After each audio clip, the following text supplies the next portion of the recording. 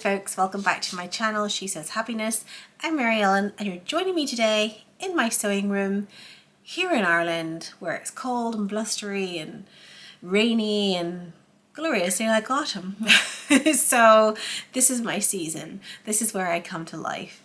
Unfortunately, my sewing has not come to life because I am currently without my machine, but I'm hoping to get it back in the next couple of days, which means I can get started on the little project that I'm here to share with you today, and that is Project Dress a Girl. So this is an incredible little challenge that I want to share the details with you, and hopefully some of you will get involved in this and join me in dressing little girls around the world in beautiful handmade clothing.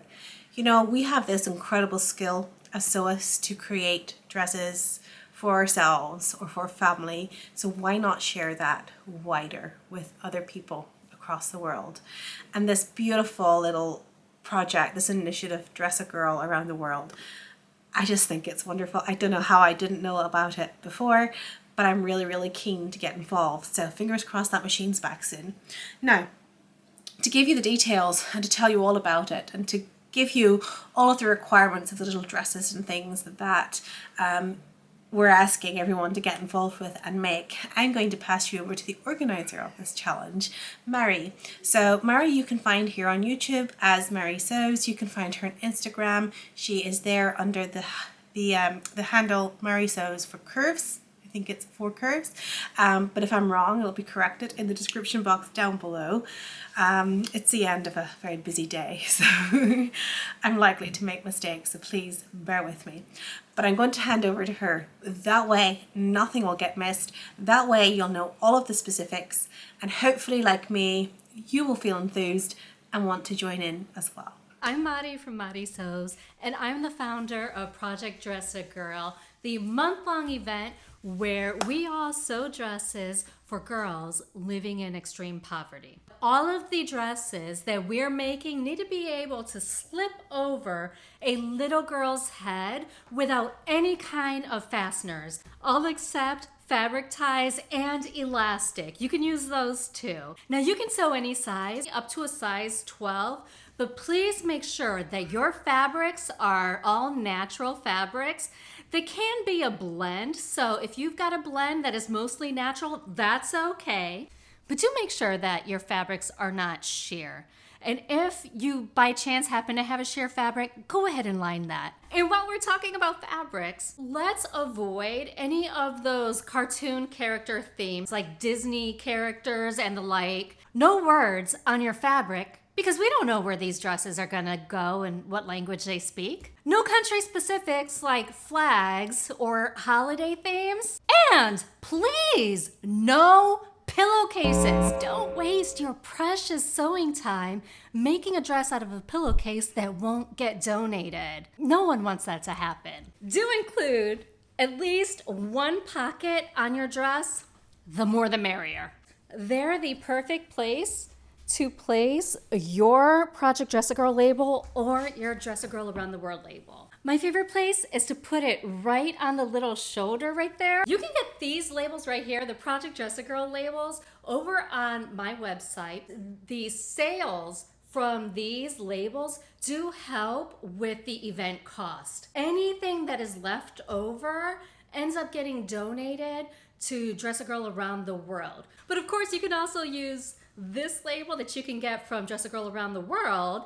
And this year, I'm really hoping that we can hit that 7,000 mark so that way we can help 7,000 little girls. We keep track of all of the dresses that are getting donated, which means that you, my friend, you need to let me know how many dresses you've made for a donation. And you can do that one of 2 ways. You can either post your picture on Instagram using the hashtag Project Dress a Girl 2024 and tag me at Mari Sews for Curves. If you're not on Instagram, no worries. Just send me an email to projectdressagirl@gmail.com and my team will be happy to record your final numbers. Now, if you're wondering, well, Maddie, how do I actually collect these dresses?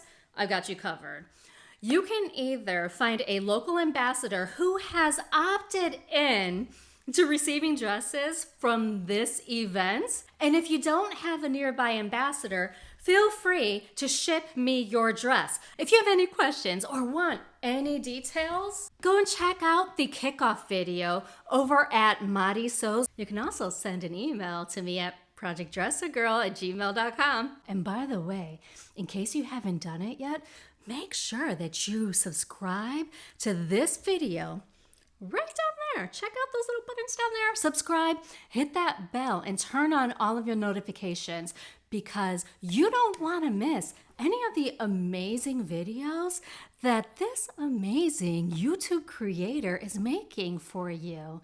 I mean, you really don't want to miss another dress, do you? So go and hit that subscribe button. Bye. So, if by some miracle you're not inspired to get involved, you're not going to get inspired by me. So this is probably where you should quit this video. But if you think this is a wonderful initiative, if you think this is a lovely challenge and you'd like to help and you'd like to join in and you'd like to get involved, stick with me for the next few minutes because I'm going to share with you my plans and a couple of the patterns and stuff that I have picked out, because I know in a way it sounds like there's lots of guidelines to make these little dresses, and there are, because something worth doing is worth doing right. And we want to make these practical. We want to make these to have longevity. We want them to get a lot of wear, and we want them to serve these little girls really well. So I'll share with you a couple of the patterns that I have chosen out. There are lots of details. If you go over to Mary's blog, she'll share lots of details with you. There are so many free patterns that meet the requirements of this project. So hopefully you will get involved making dresses for little girls from 0 to 12. And yeah, I know for one, I have lots of beautiful cottons in my stash that are just not getting shown the love that they deserve. So I've pulled some of those out and you'll get to see what I'll be sewing with. And hopefully I'll get this machine back and I'll be able to share with you all of the little creations that I have at the end of this month. So let's talk the sewing patterns. So the first sewing pattern I chose was from Thoughtful Creativity, who every single year creates a free pattern for this challenge. And the pattern that I am using at the moment for cutting out the first projects, which I cut out the day I lost my sewing machine, is a pattern that she created for the 2021 challenge. This challenge has been around for a few years. I don't know how I didn't know this. So that this little dress, I'm going to pop a wee picture in of one of hers so that you can see it. This little dress will fit sizes 2 to 4. So 2 definitely, 3 for sure. 4, some 4-year-olds may still fit into this dress. And I thought this was lovely. It's really simple. It doesn't require a lot of fabric. It's a small size, so you can get quite a few dresses out of, you know, a couple of meters. And I've cut out 3 in this size, but I will be making other sizes as well. I think I just gravitated to this size because my little boy, he's a toddler, you know, he's coming too, and there's just something about that age that I just love so much.